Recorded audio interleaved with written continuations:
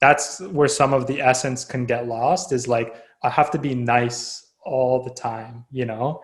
And then you lose that like raw, like fire of like, I want to beat you. Like I'm here to beat you. Like I'm not trying to be nice right now. Like nice mode sort of goes off for at least the battle. Um, am I going to disrespect you after the battle? No, like it's all love, but I'm not going to be like smiling unless it's to throw you off.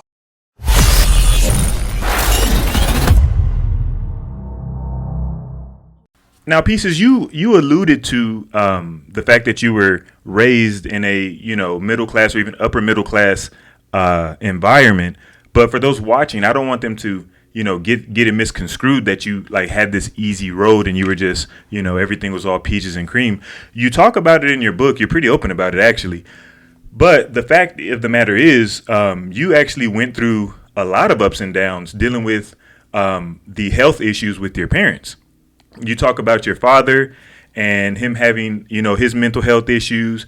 You talk about your mom and her having Parkinson's and things like that. What was that like going through that as a young guy? Yeah, no, and just to get the story straight, it's my mom who was struggling with the mental health and my pops with the Oh, I'm Parkinson's. sorry. I'm so sorry. It's all good. But I mean, ultimately, I feel thankful that, one of the things that I didn't have to worry about was, like we were in a safe house, a safe space. Um, my dad was very supportive, and I think overly so because my mom was struggling so much when I was growing up.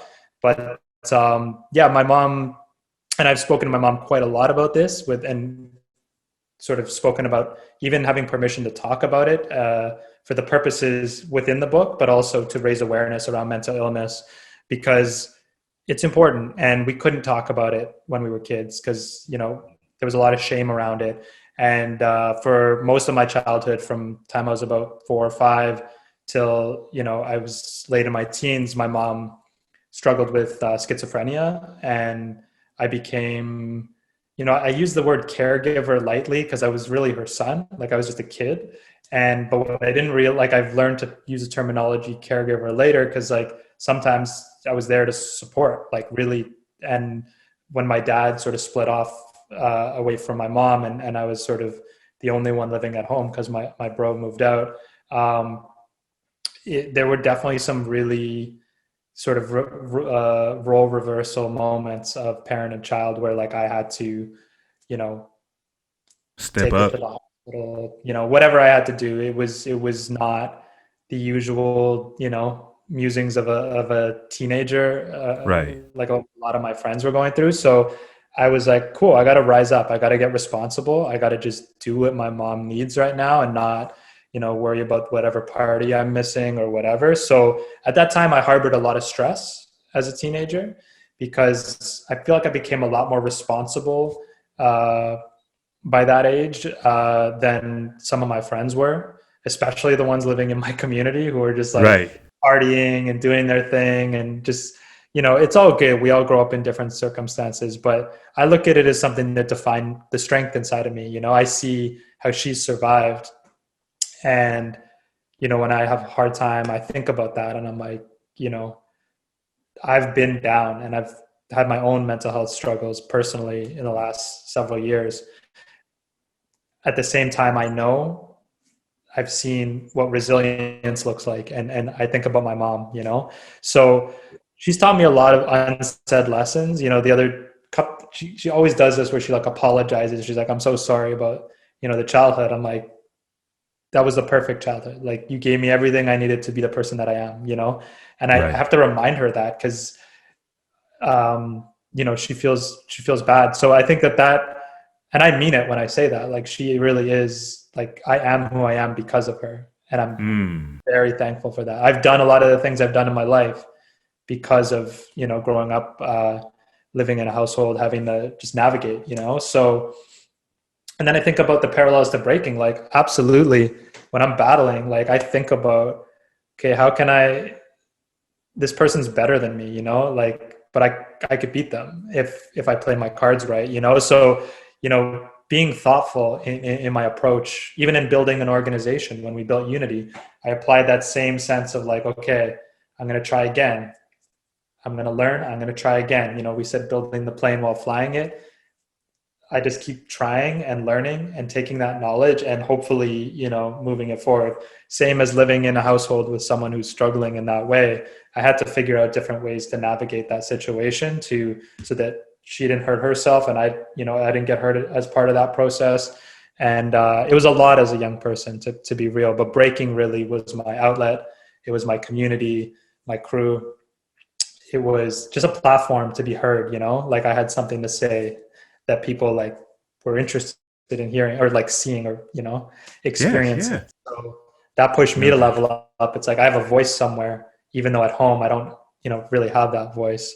Right. And then later in my life, it became my dad, you know, especially as of late with Parkinson's, it's been really progressing. And just sort of, as I mentioned to you before, he was always like the dad and he was there and he's the mentor. And like, not to say that he's losing that, but like, definitely Parkinson's has affected his ability to, you know, be everyone's person. Well, yeah, it's a real thing. Parkinson's is a real thing, and it affects people in real life, you know?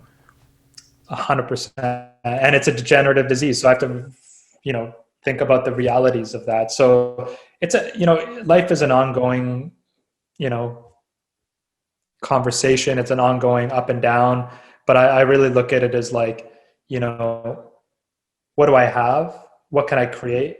And who do I have around me that I can, you know, bring along for the journey and enjoy whatever breath I have in my lungs? Cause it really doesn't last forever. Like I did, when I was writing the book, I was thinking about all the sort of challenges that we had faced as a family. And like, you know, it's wild. Like everything from like cancer to heart disease to Parkinson's and mental illness. And, you know, when I add it up, I'm just like, you know, I'm thankful to be healthy, like coming from two parents who have had some diabetes. Like, it's just like, wow, holy shit. Like, right.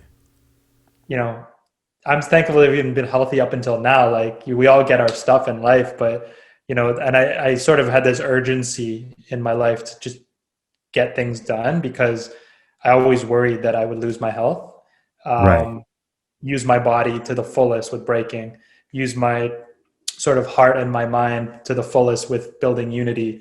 So based on your family history, you thought you might be basically playing against a clock. So we need to get it done now. We all are, if you really think about it, because every human expires, like whether we like it or not. But I felt, you know, this sense of urgency around it that I had to do it sooner. Mm-hmm. So. And that is probably the very thing that caused me to break down because I pushed myself too hard at a young age and for too long.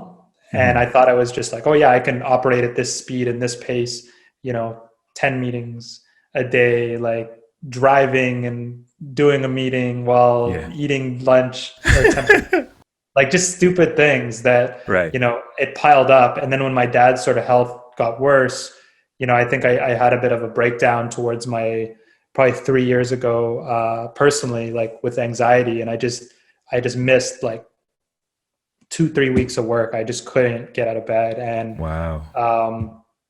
like I'm okay to talk about that because I think there's a lot of mental health stuff that, you know,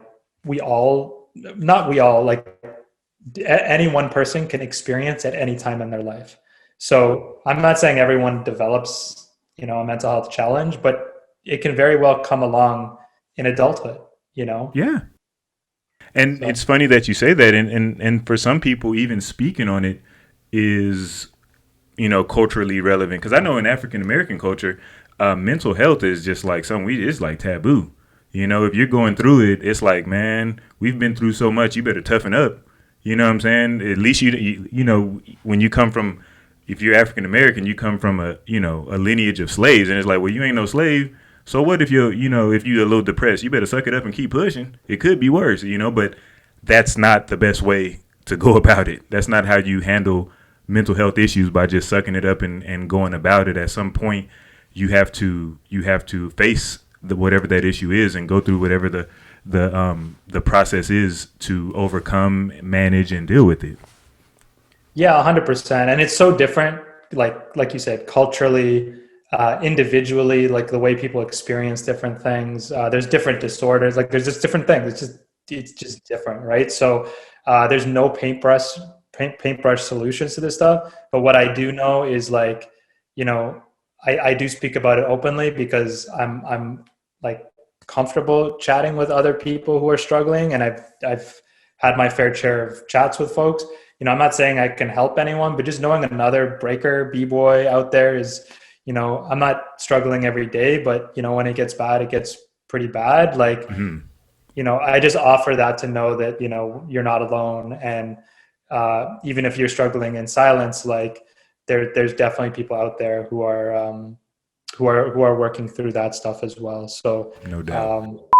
All I'll say is it does matter, and it does happen to people that we look up to and respect, and it can change over the course of our lives. So not to take that lightly, it's kind of goes back to what I was saying before of like, this can happen to you at any point in your life.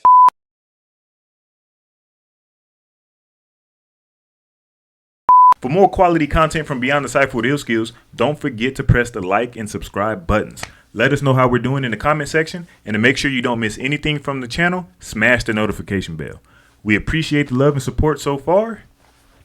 Peace until the next episode.